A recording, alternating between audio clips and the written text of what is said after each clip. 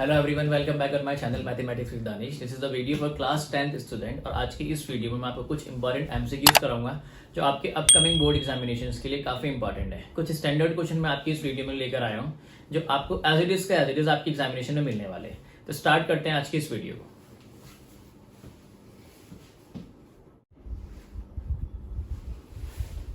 So read करते हैं question number 1। If 2x is equal to sec theta and 2 upon x is equal to tan theta, then the value of 2 multiplied by x square minus 1 upon x square is। ठीक है, ये जो question आपका दिया गया है यहाँ पे एक बहुत ही इंपॉर्टेंट क्वेश्चन है और ये आपकी आर.एस. अग्रवाल का क्वेश्चन है। लेकिन सबसे बेस्ट थिंग क्या है इस क्वेश्चन में, ये स्टैंडर्ड क्वेश्चन है। इस क्वेश्चन को हम ट्रिक की हेल्प से कर सकते हैं और इसकी एक स्टैंडर्ड फॉर्म निकाल सकते हैं। ये जो क्वेश्चन आपको यहाँ दिया गया है एक स्टैंडर्ड फॉर्म का क्वेश्चन है जिसकी स्टैंडर्ड फॉर्म क्या होती है, kx is equal to sec theta and k by x is equal to tan theta। तो अगर आपको आंसर फाइंड आउट करना है k x square minus 1 upon x square, तो इसका जो आंसर होता है वो होता है 1 अपॉन k के इक्वल होता है। अगर आपको क्वेश्चन इस फॉर्म में दिया गया है kx is equal to sec theta and k upon x is equal to tan theta और आपको वैल्यू किसकी फाइंड आउट करनी है, k multiply by x square minus 1 upon x square, then your answer will be 1 upon k।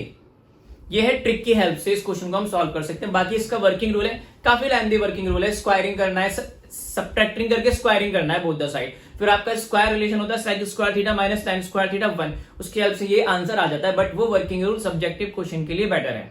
हमें exam में time बचाना है और सभी क्वेश्चंस को अटेम्प्ट करना है विद इन 1.5 आवर, 1.5 घंटे में आपको क्वेश्चन सॉल्व करना है। तो कुछ क्वेश्चंस में ट्रिक अप्लाई करनी है और कुछ क्वेश्चंस में हमें स्टेप्स को स्किप करना है, तभी जाके आपका टाइम सेव होगा। तो अब इस क्वेश्चन को यहाँ पे स्टार्ट करते हैं। We have 2x is equal to sec theta and 2 upon x is equal to tan theta। यहाँ पे k की प्लेस पे क्या दिया गया है, 2 दिया गया है। Then your answer will be 2 into x square minus 1 upon x square will be, मैंने कितना बताया 1 upon k, और k वो नंबर है जो यहाँ पे वेरिएबल के साथ में लिखा हुआ है, मतलब x के साथ 2। So your answer will be 1 upon 2। तो इस क्वेश्चन को हम इस वे में ट्रिक की हेल्प से बहुत ही इजियर वे में कर सकते हैं। आपको पेन यूज करने की भी नीड नहीं पड़ेगी, सिर्फ आपको ऑप्शन मार्क करने के लिए पेन यूज करना है। So which option is correct, option number D is correct. Okay everyone, please make a note.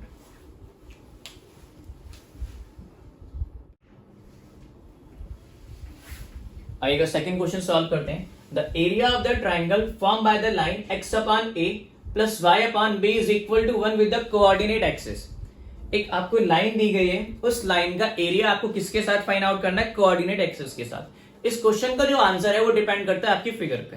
अगर आप फिगर यहाँ पे करेक्ट ड्रॉ कर लेते हो तो you will get the answer very easily. तो सबसे पहले फिगर ड्रॉ करते हैं, इसको प्लॉट करते हैं किस पे, कोऑर्डिनेट एक्सिस। कोऑर्डिनेट क्या होती है भाई, कार्टेशियन प्लेन को ही कोऑर्डिनेट एक्सिस बोलते हैं, मतलब X axis and Y axis को दोनों को साथ में हम क्या बोलते हैं, कोऑर्डिनेट एक्सिस। तो एक्स एक्सिस हमने ये एक कार्टेशियन प्लेन ड्रॉ कर लिया, it is X axis and it is Y axis. अब इस टाइप की आपके पास लाइन है x upon a plus Y upon B is equal to 1। किसी भी लाइन को प्लॉट कैसे करते हो आप लोग, आप सबसे पहले उसको सॉल्यूशंस फाइंड आउट करते हो, उन सॉल्यूशंस को फिर आप प्लॉट करते हो, स्केल की हेल्प से उसको ज्वाइन करते हो, आपको एक लाइन ऑब्टेन हो जाती है। बट ये थोड़ी सी डिफरेंट लाइन है। इस टाइप की लाइन को x upon a plus Y upon B is equal to 1 से, फॉर एग्जाम्पल आपके पास लाइन है x upon 2 plus Y upon 3 is equal to 1, इसको प्लॉट करना है। तो आपको सिंपल क्या करना है, एक्स एक्सिस पे 2 देखना है कहां पे और वाई एक्सिस पे 3 देखना है वो कहां पे, और उसके थ्रू लाइन को ज्वाइन कर दो। सिमिलरली यहाँ पे x अपॉन a है, तो मैंने सपोज कर लिया a ये ले लिया और b मैंने यहां ले लिया, ठीक है। क्योंकि x के अपॉन में a है, उसको x एक्सिस पे प्लॉट कर लो। x एक्सिस पे सभी को पता है कि y की वैल्यू 0 होती है, तो y की टेंशन नहीं लेनी। सिमिलरली ये जो y के अपॉन में जो b वैल्यू है उसको y एक्सिस पे प्लॉट करो, y एक्सिस पे x 0 होता है तो उसकी भी दिक्कत नहीं लेनी। अब इनको दोनों को ज्वाइन कर दिया, ज्वाइन करने पे आपके पास एक ट्राइंगल ऑब्टेन्ड हुआ है, ये a इट इज b। इस ट्राइंगल का एरिया आपको फाइंड आउट करना है, ठीक है। बाय चांस यहाँ पे अगर x अपॉन 2 y अपॉन 3 होता तो ये 2 हो जाता, ये 3 हो जाता। अब ये ट्राइंगल जो ऑब्टेन्ड हुआ इसका एरिया निकालना है। We know area of triangle क्या होता है आपके पास, half base into height, base into height. अब बेस क्या है इसका, ये ट्राइंगल की साइड OA है, ये बेस ही तो है, और इसका डिस्टेंस O से वो कितना दिया गया, A दिया गया है, और हाइट कितनी है OB, मतलब B दिया गया है। तो half base into height, base is A and height is B, सो हमारा आंसर कितना हो जाएगा, AB upon 2 is the correct answer. इस वे में आप एक स्टैंडर्ड लाइन का एरिया निकाल सकते हो कोऑर्डिनेट एक्सेस से। और स्टैंडर्ड लाइन किस फॉर्म में होती है? x upon a plus y upon b is equal to 1 की फॉर्म में। उसको प्लॉट कर लो। कैसे प्लॉट करना है? जो x के अपॉन में वैल्यू है उसे x एक्सिस पे प्लॉट कर दो और जो y के अपॉन में वैल्यू है उसे y एक्सिस पे प्लॉट कर दो। उसके बाद आपको लाइन ज्वाइन किया, आपको ट्राइंगल ऑब्टेन्ड हुआ। Clearly it is a right angle triangle. Right angle triangle का area half base into height. Base क्या है? AO and height is OB। Base A है, हाइट B है।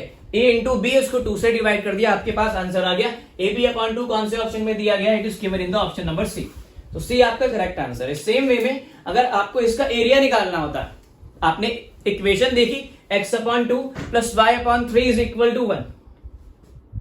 बाहर का दरवाजा बिल्कुल खुला हुआ।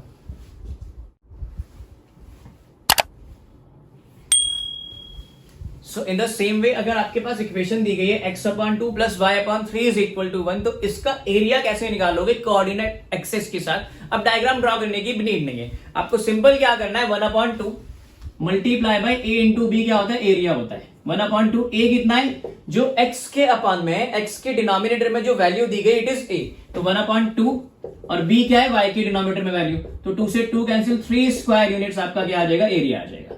तो आपको याद रखना है कि अगर आपके पास कोई इक्वेशन है x upon a plus y upon b is equal to 1 की फॉर्म में, उसका एरिया जो होता है it is AB upon 2। By chance आपके पास एक equation x upon a plus y upon b is equal to 1 की फॉर्म में नहीं है, लेकिन वो इक्वेशन क्या दी गई है आपको? 4x plus 3y is equal to 12 दी गई है, ठीक है। और इसका एरिया निकालना है कोऑर्डिनेट एक्सिस के साथ। तो यहां पे आपको फिर से सॉल्यूशन फाइंड आउट करने की कोई नीड नहीं है, क्योंकि सॉल्यूशन निकालोगे इट विल टेक टाइम, वो टाइम लेगा और टाइम वेस्ट होगा। तो आपको करना क्या है, इसको इस फॉर्म में कन्वर्ट कर सकते हो बहुत ही इजीली। आपको पता है इस टाइप के इक्वेशन में जो राइट हैंड साइड होती है वहां पे 1 होता है, तो आप 12 से डिवाइड कर दो इसको। 4x by 12 plus 3y by 12 it is equal to 1। It is x by 3 plus y by 4 is equal to 1। अभी आपके पास जो इक्वेशन है, जो मैंने किससे ऑब्टेन की, इस इक्वेशन से ax plus by is equal to c की फॉर्म में इक्वेशन है। x upon a y upon b is equal to 1। a कितना है? 3, b कितना है? 4। तो area will B 3 into 4 upon 2 that is 12 by 2 will be 6 square units आपका क्या हो जाएगा? एरिया हो जाएगा। तो इस वे में हम स्टैंडर्ड क्वेश्चन को सॉल्व करते हैं। Please make it.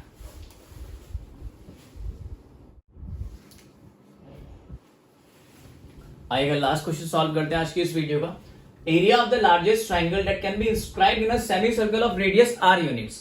मुझे एरिया निकालना है इस ट्राइंगल का जो किसमें इंस्क्राइब्ड है? सेमी सर्कल में। मतलब जो आपका ट्राइंगल है वो किसमें बना हुआ है? इस वे में, सेमी सर्कल की फॉर्म में। अच्छा देखो, सेमी सर्कल में जो ट्राइंगल दिया गया है उसका एरिया मैक्सिमम भी हो सकता है, उसका एरिया मिनिमम भी हो सकता है। आपको मैक्सिमम एरिया फाइंड आउट करना है। तो एरिया मैक्सिमम कब होगा? जब उस ट्राइंगल का बेस क्या होगा? Diameter of semi circle, like this. आपने इस वे में इस ट्राइंगल को ड्रॉ कर लिया। अब आप सभी को पता है, हमने एक थ्योरम पढ़ते हैं, angle in the semi circle is 90 degree. Angle in the semi circle is 90, तो ये 90 हो गया। 90 के सामने जो साइड होती है उसको हाइपोटेन्यूज बोलते हैं। अगर ट्राइंगल का hypotenuse diameter of semi circle है तो उसका एरिया मैक्सिमम निकल के आता है। अब इन्होंने इस सेमी सर्कल का रेडियस कितना दिया गया? r दिया गया, ये रेडियस r हो गया, ठीक है। इस सेमी सर्कल की हेल्प से जिसका रेडियस r दिया गया है, इस ट्राइंगल का एरिया फाइंड आउट करना है। उसका एक बहुत ही लेंथी वे है। ये डायरेक्टली क्वेश्चन नहीं होता है, कंस्ट्रक्शन की हेल्प से होता है, लेकिन इस क्वेश्चन को आप as an standard question trick की हेल्प से कर सकते हो। किस वे में कर सकते हो? अगर वो आपसे मैक्सिमम एरिया पूछता है किसका? ट्राइंगल का, जो किसमें इंस्क्राइब्ड है? सेमी सर्कल में इंस्क्राइब्ड है। तो सिर्फ आपको एरिया निकालने के लिए क्या करना है? जो रेडियस दिया गया है किसका? सेमी सर्कल का, स्क्वायर कर लेना है। That will be your answer. तो यहां पे आपको रेडियस ऑफ सेमी सर्कल कितना दिया गया? r दिया गया। r का स्क्वायर कितना हो जाएगा? Square of r is r square. तो your answer will be option number A, ठीक है। हमेशा याद रखोगे कि अगर आपके पास एरिया निकालना है किस ट्राइंगल का, ये a, ये b और ये c ले लिया, तो एरिया ऑफ ट्राइंगल ABC, सभी को पता है एरिया ऑफ ट्राइंगल निकालने के डिफरेंट वेज होते हैं। राइट एंगल ट्राइंगल का डिफरेंट होता है। राइट एंगल ट्राइंगल है ऑल दो ये, बट आपके पास बेस एंड हाइट नहीं है। बेस एंड हाइट का निकालने का टिपिकल वे है जिसको आप एमसीक्यू में नहीं निकाल सकते, because it will consume much time. इतने टाइम में हम बाकी क्वेश्चंस को कर सकते हैं बहुत ही इजीली, तो क्यों ना इस क्वेश्चन को ट्रिक की हेल्प से किया जाए। सिर्फ आपको क्या करना है, जो राइट एंगल ट्राइंगल का हाइपोटेन्यूज है, हाइपोटेन्यूज का हाफ, कहने का मतलब क्या है, जो सेमी सर्कल का रेडियस है उसका स्क्वायर कर दो, वो इस ट्राइंगल का एरिया होगा और ये मैक्सिमम एरिया होगा, तो area will be R square. कितना आ जाएगा आपके पास? और ये तब लेना है जब आपके पास ट्राइंगल सेमी सर्कल में इंस्क्राइब्ड होता है, और सेमी सर्कल में जो ट्राइंगल इंस्क्राइब्ड होता है वो राइट एंगल ट्राइंगल होता है, because angle in the semi circle is 90 degree. उसका एरिया किसके इक्वल होता है? Square of the radius of the given semi circle. Okay, please make a note. ये थे आपके आज के क्वेश्चंस जो मैंने आपको कुछ स्टैंडर्ड क्वेश्चन कराए हैं जो मैक्सिमम चांसेस हैं आपकी अपकमिंग बोर्ड एग्जामिनेशन में पूछे जाने के। आई होप कि इस वीडियो के थ्रू आपको ये सारे स्टैंडर्ड क्वेश्चंस बहुत अच्छे से समझ में आ गए होंगे। Thank you for watching my video.